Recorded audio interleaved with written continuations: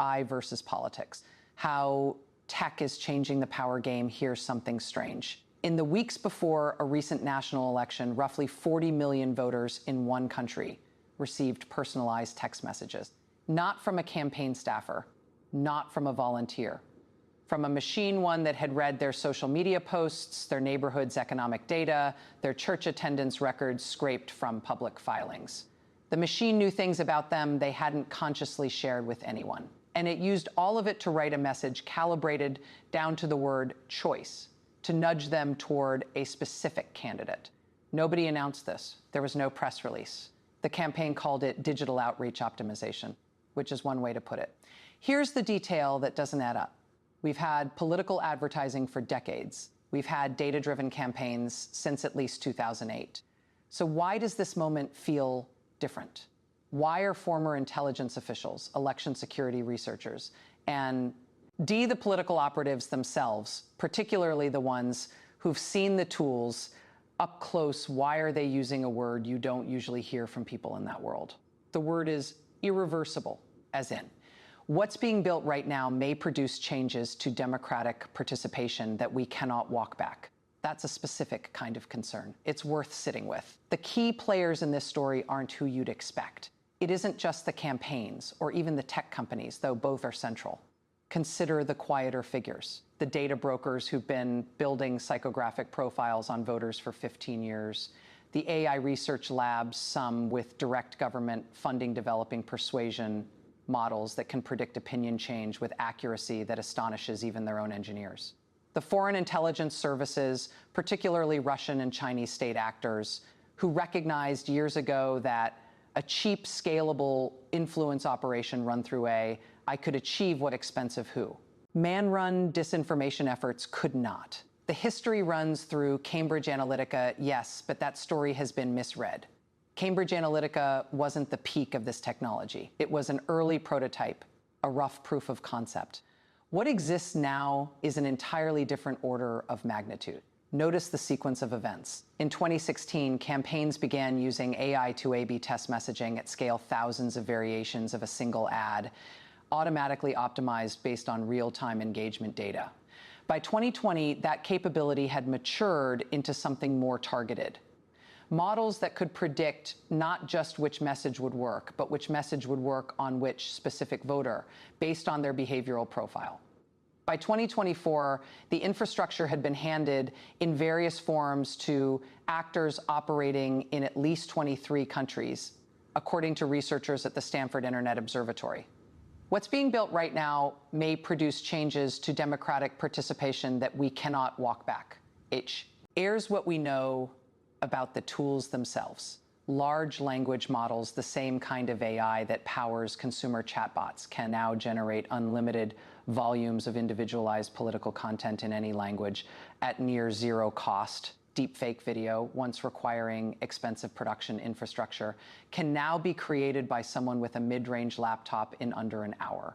AI-generated audio can replicate a candidate's voice from a training sample of less than 30 seconds. And automated social media accounts, not the clumsy bots of 5 years ago, but systems that hold coherent weeks-long conversations, build follower relationships, and adjust their behavior based on platform detection patterns are now commercially available. Fact-checking organizations have attempted to keep pace.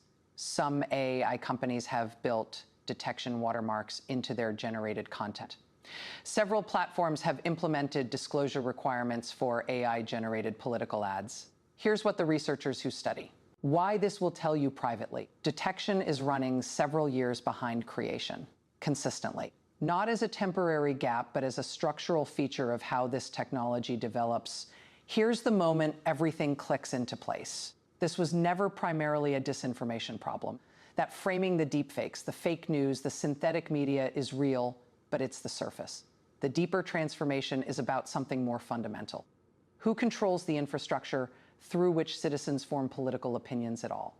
When AI systems are embedded in the feeds, the search results, the recommendation engines, and the personalized outreach that now mediate most people's relationship with political reality, the question of who trains those systems, who owns them, and what values are encoded in their optimization functions, that question becomes a question about power itself. Raw structural power, the kind that doesn't require anyone to lie. It just requires someone to choose what Y or C. And here's the part that should concern all of us. We are in the window. Right now, today, the norms and regulations and technical standards that will govern A1 in politics for the next generation are being written or not written. Lobbyists representing major A1 developers have spent significant resources in Washington and Brussels arguing against mandatory disclosure requirements. Several democratic governments have introduced legislation, then shelved it. The European Union's AI Act contains political advertising provisions, but enforcement mechanisms remain vague. In the United States, there is no federal law specifically governing AI in political campaigns. None. Meanwhile, consider what is already deployed. Political chatbots AI systems that respond to voter questions on behalf of candidates are now operating in multiple countries. Some voters don't know they're talking to a machine. Some don't care. But some researchers are tracking something more troubling: voters who interact repeatedly with these systems show measurable shifts in political preference, not because they were deceived, but because the system was optimized to be more persuasive than a human could be, more patient, more responsive, more precisely calibrated to their specific psychology. Democracy has always involved persuasion. It has never before involved persuasion at industrial scale, personalized to the individual, running continuously 24 hours a day. Two threads remain unresolved, and they're worth sitting with. The first, we don't yet know what AI-driven micro-targeting does to political polarization over time.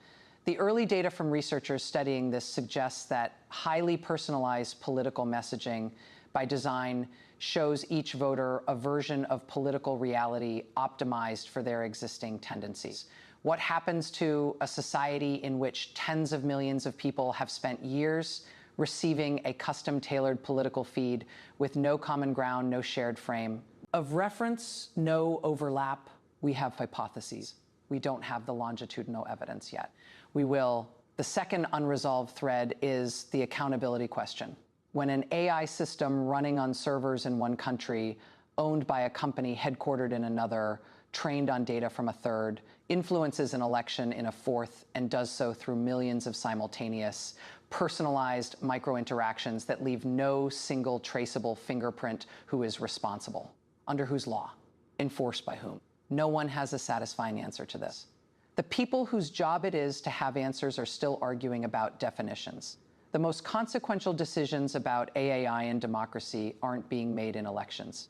They're being made right now in boardrooms and regulatory offices and research labs by people most voters have never heard of, and the window to shape those decisions is narrower than anyone is saying out loud.